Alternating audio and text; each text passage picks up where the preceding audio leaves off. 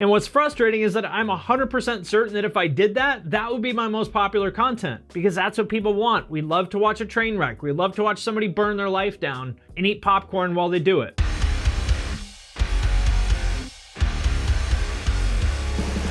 What's up, everybody? I am Finn McKenty. This is the Punk Rock NBA, and as an older white guy, I feel like it's time for me to start doing truck rant videos. Listen up, snowflake. These kids today got it so easy. But I don't own a truck, so this angle is, I guess, the closest thing I can do. What I wanted to talk about today is a particular kind of video that people request pretty often, and why I always say no to those requests. Because I think that the kind of videos we're talking about here are part of what I think is honestly kind of a toxic dynamic between fans and artists and creators. But first, I want to thank NordVPN for sponsoring this video. Let's talk about internet privacy and security for a minute, because if you haven't been thinking about it, you should be. Hacks and identity fraud are more and more common, and let me tell you, it is no fun to go through that stuff, and that is where NordVPN comes in. If you're not familiar, essentially think of a VPN as a secure tunnel that redirects and encrypts all the data that comes in and out of your computer, helping to keep you safe against anyone who's trying to hack or spy on you. And if you sign up now during their special Christmas deal, you'll get 68% off of a 2-year plan and get an additional 4 months free. Just go to the link in the description and use coupon code ThePunkRockNBA.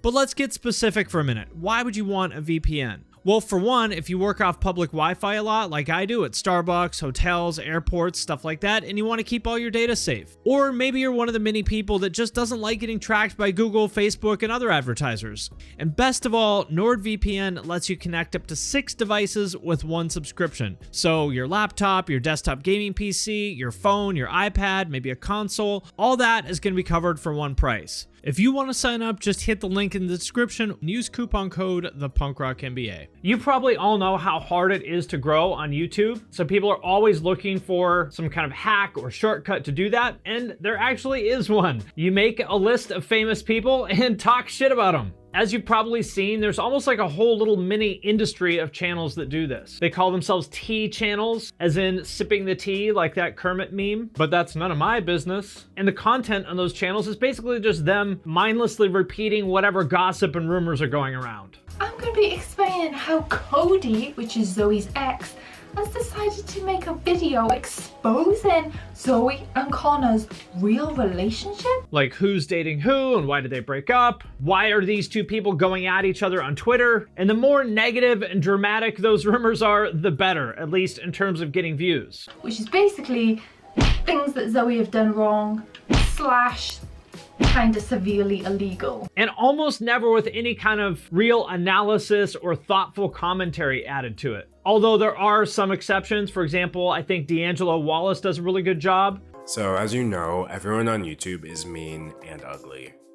Except me. Blackyspeakz is another example, I think, of somebody who does this really well in like the hip hop world. It's really dope seeing a rapper in this kind of lane bossing up and actually getting in his bag, not only money-wise, but from a character perspective as well. But those are rare exceptions. Most people are not nearly as thoughtful as they are. And if you're thinking, yuck, that whole like tea gossip drama thing sounds really lame and gross, well, I agree, which is what I wanted to talk about today. I get a lot of requests for videos that, to me, would fall into that category of tea and gossip and drama. For example, people have asked me to make a video about the feud between Taking Back Sunday and Brand New, which I kind of only barely know about. I certainly don't care about, and I wasn't aware that there was anybody that still cared in 2020. Or various videos about how this band member got screwed by the rest of the band, or how so-and-so ruined their career because they're a drug addict, that kind of stuff. Another one I get a lot of requests for is videos about the rise and fall of a certain person or band or label or something like that. For example, Jonny Craig is one that comes up a lot. And to be honest, sometimes I'm tempted to do those kind of videos, especially like now my views have been kind of down for the past month and a half or so. And there's always that voice in the back of my head that's like, fuck, my views are down. Should I just give in and do one of those stupid tea videos or something about the rise and fall of Tom DeLonge or whatever? Should I just give people what they want and get the views? But I always end up saying no, because I really just don't want to be part of this aspect of YouTube that feeds that toxic dynamic I was talking about earlier.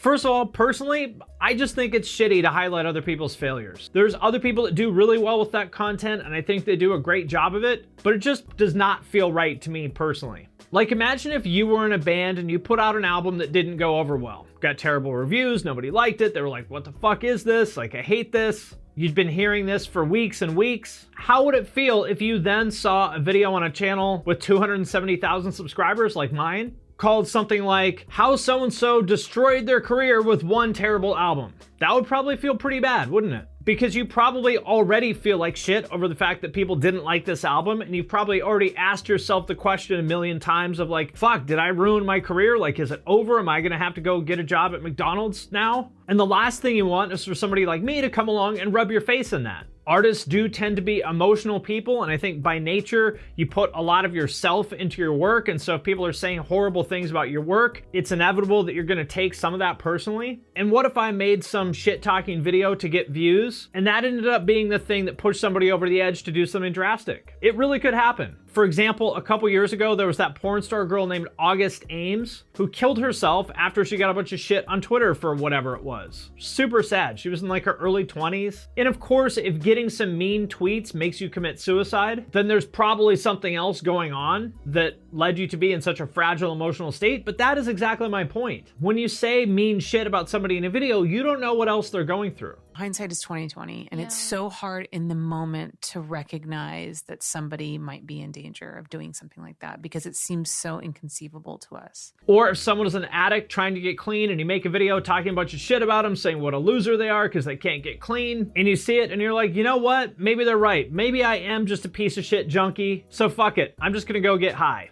Now, of course, everyone is responsible for their own actions, and it's not fair to place all the blame for that on YouTubers or critics or whoever else. But I think it's also not fair to completely absolve them of responsibility either. Your words do have power and they do matter. So because of that, I personally am just not comfortable highlighting people's failures or fuck-ups like that. It just doesn't feel right to me. And what's frustrating is that I'm 100% certain that if I did that, that would be my most popular content, because that's what people want. We love to watch a train wreck. We love to watch somebody burn their life down and eat popcorn while they do it. I've been thinking a lot lately about the nature of the relationships between fans and artists, and this is an example of one of those dynamics where I think it really reinforces the most negative part of that relationship, where we almost like set these people up just to knock them down. Like we give them this platform and this attention and we shine a spotlight on them, but secretly the whole time we're kind of almost hoping that they fuck up so we can point and laugh and make videos about it. No wonder so many of them are fucked up and struggle with mental health and addiction.